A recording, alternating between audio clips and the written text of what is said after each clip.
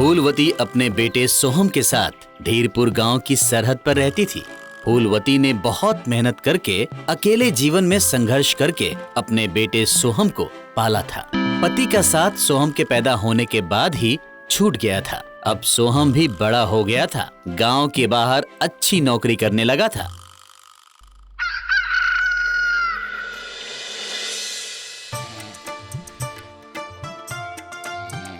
बेटा उठ जा बेटा, दफ्तर जाने के लिए देर हो जाएगी तुझे। हाँ माँ। चाय रखी है, जल्दी से पी ले और नहाकर तैयार हो जा। मैं तेरा खाना बना देती हूँ।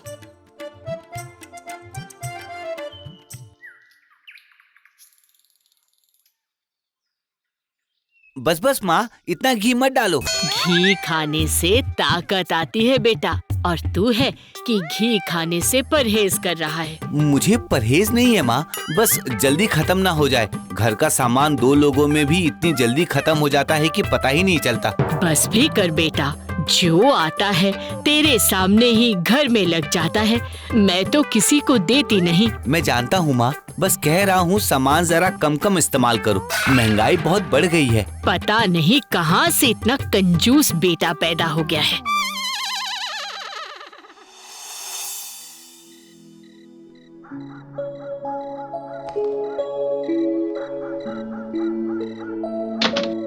माँ, तुम सोई नहीं अभी तक? तेरा ही इंतजार कर रही थी। तुझे आने में आज इतनी देर क्यों हो गई? कुछ नहीं माँ, आज दफ्तर में बड़े मुनीम जी की शादी की सालगिरह थी, तो उन्होंने सबको खाने के लिए रोक लिया था। तूने बताया नहीं कि शाम को खाना खाकर आएगा? माँ, मुझे भी कहाँ पता था, उन्होंने तो मुझे बोला भी नहीं था।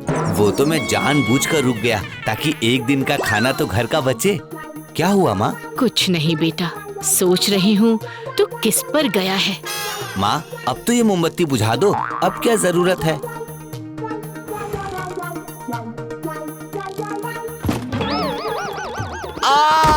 बेटा बेटा, तुझे कहीं लगी तो नहीं ना?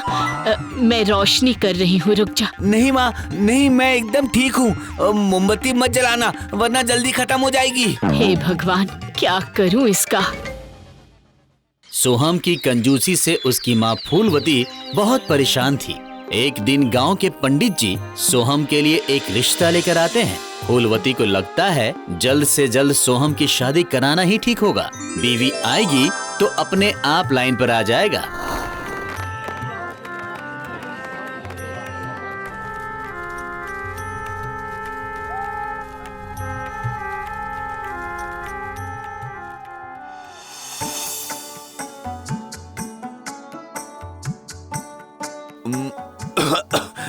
मुझे लगता है अब ये कैंडल्स बुझा देनी चाहिए। आपको नींद आ रही है? बात नहीं करनी? बात तो करनी है, लेकिन बात करने के लिए रोशनी की क्या जरूरत है। वो क्या है ना, अगर सारी मोमबत्ती आज ही जला देंगे तो कल फिर से लानी होंगी, इसलिए।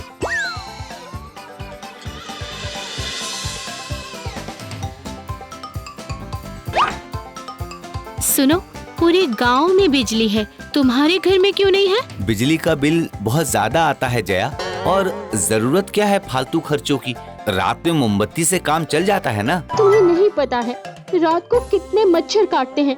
बिना पंखे के नींद नहीं आती। मेरे घर में कूलर था, यहाँ तो पंखा भी नहीं है। जब से शादी होकर आई हूँ चैन की नींद नहीं सो पाई हूँ। अगर तुम नहीं लगा सकते तो मेरे अपने घर से पंखा और कूलर मंगवा लेती हूँ। जया, उन सब का बिल भी तो ज्यादा आएगा।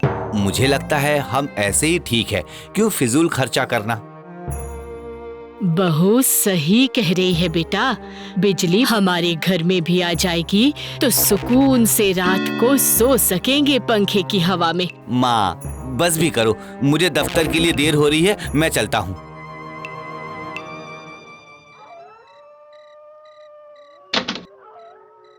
आ गया बेटा।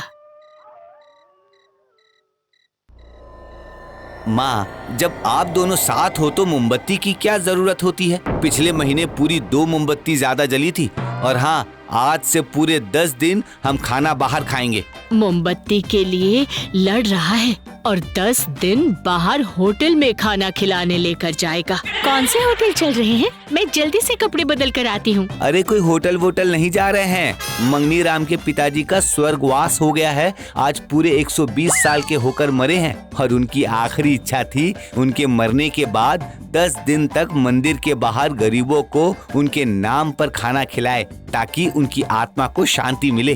तेरा दिमाग खराब हो गया है। हम वहाँ जाकर खाना खाएंगे। कल ही मैं अपने घर जा रही हूँ। तुम्हारे जैसे इंसान के साथ शादी करके किस्मत फूट गई है मेरी।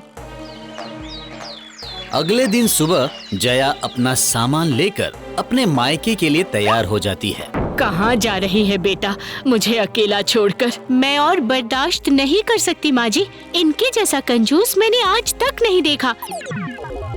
मैं अब और नहीं रह सकती यहाँ। बेटा, मैं तो हूँ, वो आपका बेटा है माँ। आपने जन्म दिया है, मुझे तो माफी कर दीजिए।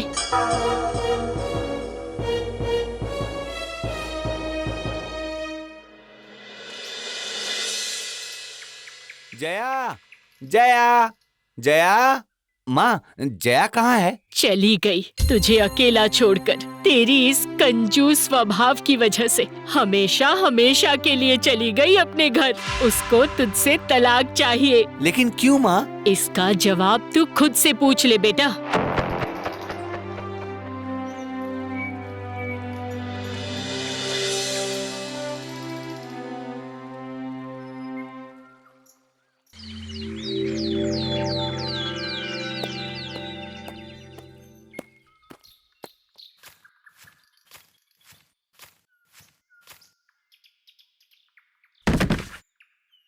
कौन हो भाई तुम? किससे मिलना है? और ये संदूक यहाँ क्यों रखा? इस संदूक में श्री चमन लाल जी की संपत्ति है। मैंने व्यापार शुरू करते समय उनसे कुछ पैसे लिए थे और वादा किया था अगर व्यापार चल गया तो पूरा 20% लौटा दूंगा और नहीं चला तो तुम्हारा पैसा भी डूब जाएगा।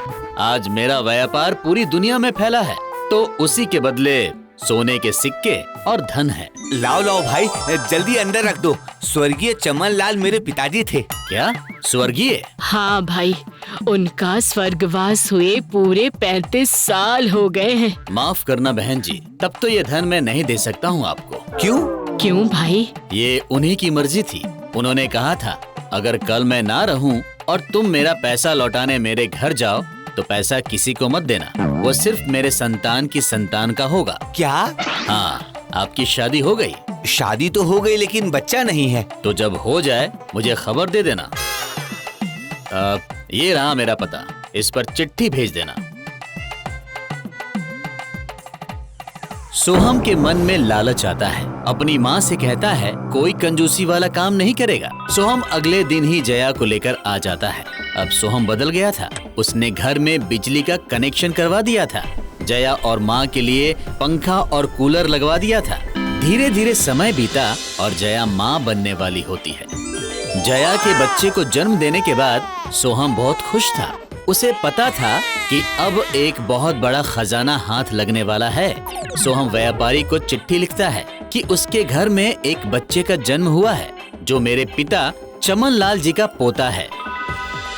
व्यापारी का पत्र आता है। सोहम चिट्ठी पढ़ता है। चमन लाल जी ने वसीयत में साफ साफ ये बोला था कि जब तक मेरा पोता या पोती 18 वर्ष का ना हो जाए उसे संपत्ति ना दी जाए। तो कृपया आपको थोड़ा और इंतजार करना होगा। ये सब क्या है? माँ पहले बोला बच्चा नहीं है, अब बच्चा हो गया तो बोल रहे हैं कि 18 बरस का नहीं है। बेटा, तेरे पिता ने क्यों लिखे मैं नहीं जानती, लेकिन वो अपनी बात के पक्के होते थे। जो बोल दिया बस बोल दिया, उसे कोई नहीं बदल सकता था। माँ लेकिन वेकिन कुछ नहीं बेटा, संपत्ति व्यापारी के पास है। इंतजार करके प्यार से लेने में ही भलाई है। अगर ज्यादा परेशान करेंगे तो कल मना भी तो कर सकता है।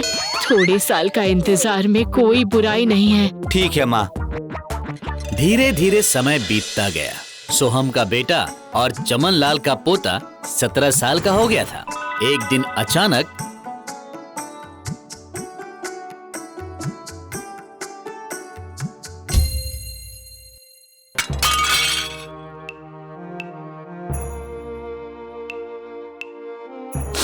माँ जी, माँ जी, माँ जी आंखें खोलिए माँ जी।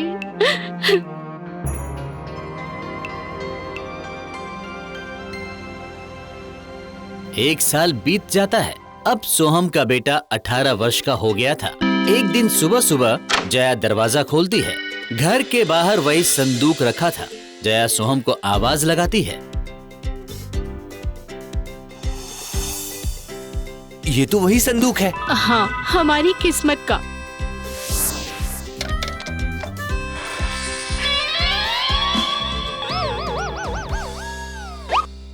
बेटा, मुझे माफ करना। तेरे रिश्ते को बचाने के लिए और तेरे कंजूस पने को दूर करने के लिए मैंने ये खेल रचा था। बेटा, असली जीवन और असली संपत्ति तो अपना परिवार होता है।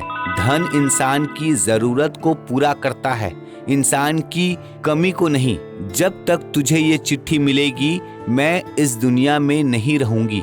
आज तू पूरी दुनिया का धन लाकर भी मुझे वापस नहीं ला पाएगा।